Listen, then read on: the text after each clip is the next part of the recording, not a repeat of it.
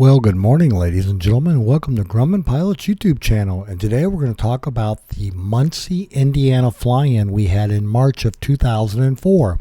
We were getting ready for the big convention in Baraboo in 2004, and we were very happy about it because we were all part of the Great Lakes region. Luann and I were regional directors of the AYA Great Lakes, and Baraboo was in the Great Lakes. So stay tuned for some more pictures of the fun lunch we had at Muncie, Indiana. We would like to ask you please subscribe, hit the like button, and hit the notify to stay current with our content.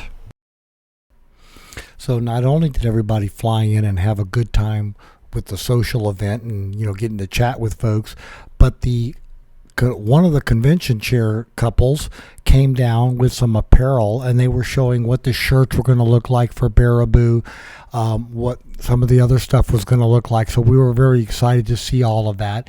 It was a nice cold March day, but as you can see from the restaurant there with the solar heating and all, it's very comfortable. So we hope you found that useful and informative. Thanks so much for watching. And again, this was the AYA in Muncie, Indiana. And now we're going to show you some pictures of the crocuses in our front yard.